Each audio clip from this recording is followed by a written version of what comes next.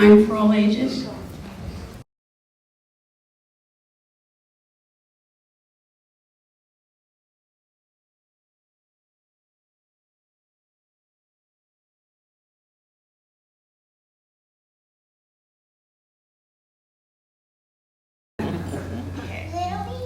Now, I'm wondering, how many of you have a sister? Baby. It's me. Wonderful. And how many of you are a sister?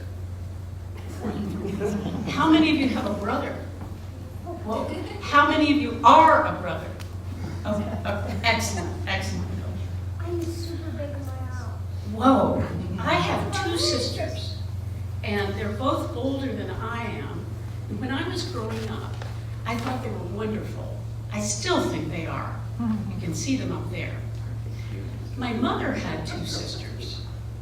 What made my mother happiest in the world, other than being with her children, was when her two sisters would come to visit, one from North Dakota and one from California, all the way to New Jersey. My sisters and I saw our mother and her sisters. They had fun. They loved to help each other. And when something bad happened to one, they all cried. And then they all figured out how to fix it. Being a woman, we learned from them, meant loving, helping, and kind of forgetting where you ended and the people you loved began. When something good happened to one, you could hardly tell which one it happened to. We learned that sisters are fun. Sisters are connected. Sisters are strong. Sisters are different. Sisters support each other. We felt the same way about our bouncing baby brother. If something really good happens to your sister, it sometimes feels even better than if it happened to yourself. My sister, closest to me in age, was always sick. She had allergies. The doctor and my parents told me that she is allergic to her own bacteria. I pictured her like a queen on a throne. The tall part behind the throne had paisley shapes all over it. I guess hearing the word bacteria made me think it was a background, and the teria sound really special. So I thought being allergic to your own bacteria was really glamorous. But our life with her bacteria was less glamorous. She would sniffle a lot. And when we slept in the same bed, she would blow her nose or mop up mucus with toilet paper from a roll she kept right in the bed. Then she would stick the wet, bunchy ones into the center of the toilet paper roll. She could get a lot of TP in there. As I slept, I sort of hugged the opposite side of the bed because I was afraid those wet, bunchy ones might fall out of the roll and I might roll over on them. I wonder, did any of you ever have a feeling like that? Did any of you ever love someone, but something is happening to them that's kind of gross, and you sort of don't want to get it on you? Anyone like that? Yeah? I felt guilty about that because I loved my sister so much, and I was sorry she was sniffling all night. Our mother loved us very much. She was always making sure we were all right. And by all right, she meant all right. Free to make things, happy and kind to others. But one day she came to us and she said, "Get in the car."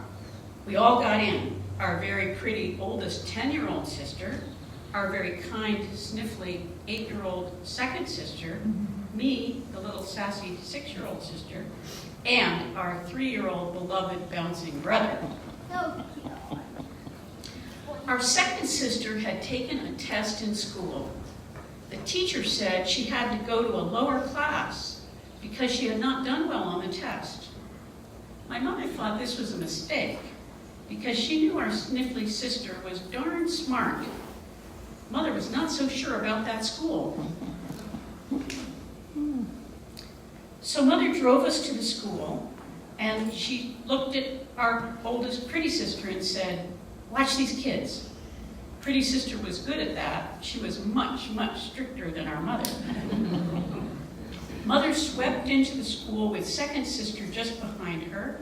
Second sister looked scared, and we were not happy. We did not know what was happening to our sister inside that school. It felt like a couple of weeks that we sat in the car, but it might have been an hour, like our mother said. But when they came out, our mother said, "Your sister is so smart. She took the test again, and they saw it was their mistake." Our second sister was smiling at our mother and smiling at us too. We learned mothers stick up for their kids, and we can do that for our sisters too. And we can stick up for our brothers too.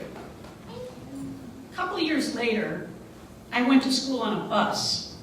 Sitting by the window, I thought of my second sister. I saw her lovely face. I thought of how she always helped me, even when she was sniffling the most. I worried that she might not be okay. I wished her okay as hard as I could. And her sniffles sort of stopped. As we grew up, we danced around the house. We danced to louder music when our parents were gone. We shared friends and clothes and ideas. We read books aloud to each other. And when she went to high school, I was in awe. She was smart, lovely, practical, and very kind, and she hardly sniffled. 2 years behind her, I listened to her stories. She had a dream. She wanted to be the president of the student council of our big high school. For the first 3 years of high school, all went well. But in her fourth year, her senior year, none of her friends were in her homeroom. So she was not elected as representative. So she couldn't even run for president of the student council. She was so disappointed. So she changed her dream. She said, "I should be the president." And I did what she said. I paid attention to what kids said. I stuck up for my friends. I made friends with each kid I met. I helped them, and I liked them. So I was elected to the student council, and I was elected president. And no one was happier than my sister. We went on to college and then to work and more school. And this little sniffly girl, my second sister, who'd been allergic to everything, whose mother got her an extra chance when she needed it, who lost her election but helped her sister win, she began working at jobs in TV for kids. She cared about kids. She decided kids needed help. Kids needed to have fun. If kids were going to see TV, she wanted TV to tell the kids how great they are, tell the kids how they could help each other, tell the kids how much fun it is to be kind. And at each job in kids' TV she had over the years, she helped the women and the men who worked there. She stuck up for them. She knew they could do it, just like our mother told us, just like she helped me when we were girls. And she was joyful at their success. She thought women deserve to do everything they could do. And all that helping other people caused a sort of miracle. She found artists who had ideas that kids liked. She worked for kids' TV. She worked for the kids. She worked for the artists. And then the sniffly second sister became the president. She was the president of something that really mattered to her. I'm telling you this story about my sister because I want you to know that even if you are the sniffly sister, even if your test does not go well, even if you lose the election, even if you are a bouncing brother, if you feel the love for those around you, if you find ways to help the others, if you remember that each of us is perfect, if you are joyful when others succeed, then you will be the best you, and you will have a life of joy. That's my story.